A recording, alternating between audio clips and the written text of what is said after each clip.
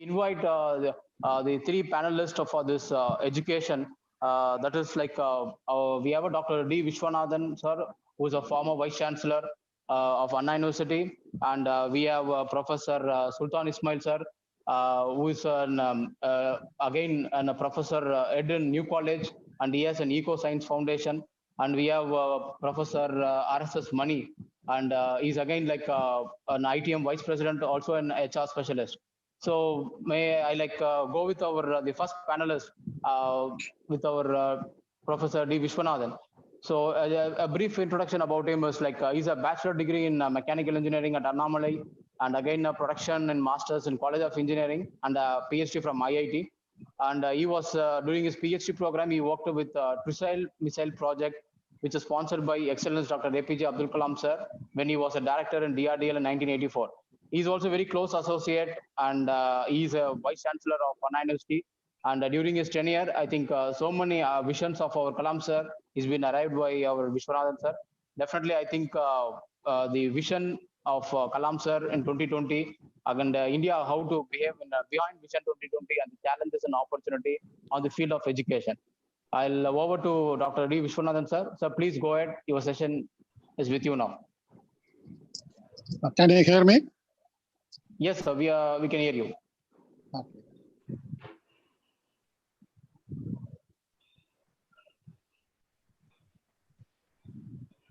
At the outset, good evening to all distinguished speakers. Can I hear yes, yes, sir. We can hear you. Please go ahead, sir. Yes, sir. We can hear Thank you. you so much, sir. Thank you. Okay. Really, my hearty congratulations to Abdul Kalam Foundation organizers. Thank you very much for giving this opportunity to be with you in this conference. At the outset, our ex-president Abdul Kalam was a student of MIT. Anna University was in his heart always. We gave opportunity for him to come to Anna University as a visiting professor in the year 2001 after he retired from the government service. I would like to recall my association. I started my research work with in IIT Madras by his project from the year 1984. So in the year 2002, when he became president, we used to interact many times. Then we set a target to the government by 2020, India should be an advanced country, economically developed country. So for that, he fixed this target to the government. Many times he told, this is not Kalam's vision, this is a national vision, government of India's vision, he said. So accordingly, he was hoping only on the youth. Another 20 years of time, present youth will definitely contribute for the development of the country. Accordingly, he was hoping only on the youth. Yes. Another 20 years of time. Yes. Present youth will definitely contribute for the development of the country. Yeah, that was his hope. Always he used to speak to the students. He has met around 6 crore students in his past 10 years, 15 years time. 6 crore students. So, first thing, economically developed means he wanted to eliminate the poverty in the country. No citizen should be below poverty country in the country. That was the first target. Second, nobody should sleep on the platform. Everybody should have a housing.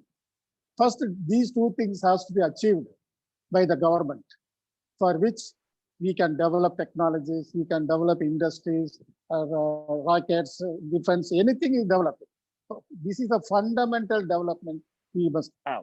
So we have to achieve this goal. If not in 2020, let us take another 5 years time. Let us fix 2025 at least. We should be able to achieve this Kalam's vision. My concern is to achieve all the technologies development nationally and internationally, we should have a good education. Education is the fundamental rights and fundamental requirement of a country. Unfortunately, the quality is not there. We are not able to achieve quality in both school education and higher education. For example, you take Tamil Nadu. Nearly 9 lakh students are passing +2 every year. Out of them, not even 400 students are able to join in all IITs. All IITs together. Not even 10 students are joining in the NEET exam, the medical. So this is the poor quality of education. How to achieve the quality? That is my concern. The politics is too much interference in the education system. First, that is to be avoided. If you take the graduates, engineering graduates, only 20% of the students are employable. 80% students are not employable. That's a very sad. Second thing, many engineering graduates are working as a taxi driver, all other than engineering jobs. Why? Quality is down. Second thing, we don't find students aspiring for research. We have to motivate the students from the school days onwards towards the research. Kalam always used to say that development of the country should be based on the technology, and the technologies should be developed in India itself, indigenous technologies. Hardly we find students going for research. And we have private engineering colleges, private arts and science engineering arts colleges. They don't get any fund for doing research. The teachers of engineering colleges. Only universities are getting some scholarships. So in all these concerns, my experience in the 40 years in the field of education make me to think very seriously how to improve the quality of education. On the national level, our higher education enrollment is only 23%. The youth of this country, our Amar Prasad Reddy sir very clearly explained all these facts in his presentation. Whatever I want to talk, Mr. Reddy has already spoken. I'm very happy. He was a student of Anna. Industry, institute, and collaborations are almost nil in our country. Western countries like US, 75% of the university's income, only the sponsorship from the industries. In India, that is not at all available. So we have to concentrate on quality education. In school level in Tamil Nadu, for example, very sorry to say, past 14 years, the syllabus was not revised. How the quality can be improved?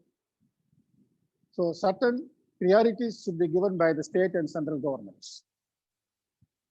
In coming to achieve not only Kalam's vision in 2025, we have to further go ahead of Kalam's vision that the superpower country. We have all resources. Using this human resource, today, it's painful to see the migrant workers. Millions of workers, they're all youth, prime youth are working as laborers.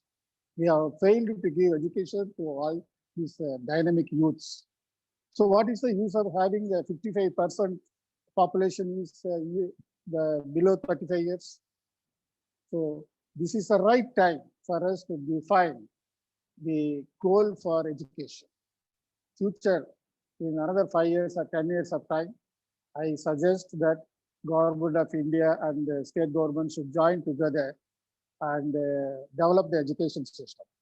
For example, the research has to be initiated in every state. What I suggest is we have to establish research centers, minimum 3 to 5 research centers in each state. That centers will focus on that centers may be established under public-private partnership model, where the central government, state government, regional universities, self-financing colleges, local industries can sponsor the research center. The teachers working in higher education institutions can enroll for research in those centers. That kind of centers can help you to enroll at least 1,000 teachers per center for research. Again, those centers can provide skill development for teachers. In turn, the teachers can train the students. Those centers can act as an EDP centers, entrepreneurship development centers, and they can train the teachers. In turn, the teachers can train the students. Such a way, the development of technologies should start from these research centers. If we give EDP training, the centers also facilitate as technology incubators, and the students can take the technology and guidance from the center and start enterprises. Now, Government of India has come forward to give so many facilities and schemes, aids for starting small enterprises. Make in India will be definitely successful, as per my suggestion, if we start at least 100 research centers in our country in the coming next year itself. 100 public-private partnership model common research centers should be established. Each center may require at least 200 crore rupees at the beginning, and every year 100 crore next 5 years. With this investment, we can beat any country in the world on research and development. Presently, the college teachers are not able to do research. Presently, the engineering or arts and science students are not able to pursue their research. These centers, you can take the help of the retired professors. In US, there's no retirement for the professors. Here, we make all the professors retire by 60 years. Only after 60, our professors are very free and knowledgeable and free to guide.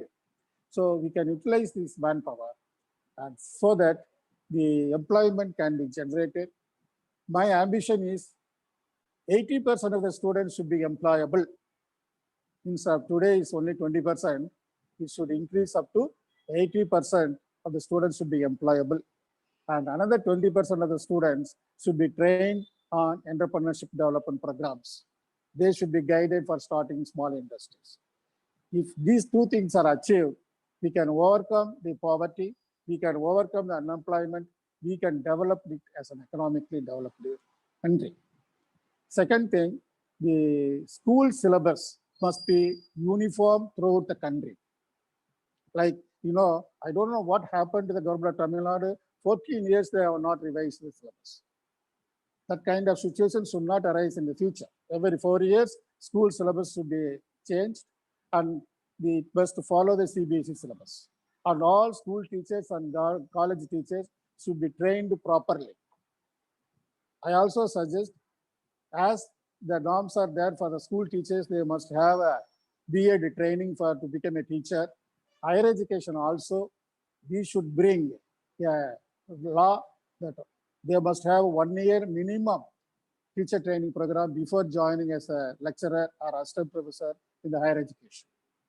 So that way, the skill of the teacher is developed for teaching. The teachers in the higher education should have interaction with the industries. They must be given training in the industries also. None of the teachers today have that training from the industries. We should make it as a compulsory. Unless they go to industry, they will not know how to teach the industry, about industry to the students. So such a way, the micro, small and medium industry concepts should be brought to the classrooms. Then they will be motivated, they will be inspired. And finally, one line about the agriculture. We have shared many times, our Abdul Kalamji, he shared a meeting with us 4 to 5 times, how to link the rivers, which are all the rivers to be linked. If the Prime Minister takes a step to link the Ganga Kaveri river, huge employment potential can be generated. And moreover, agriculture also will be sustainable and we can lead in the world.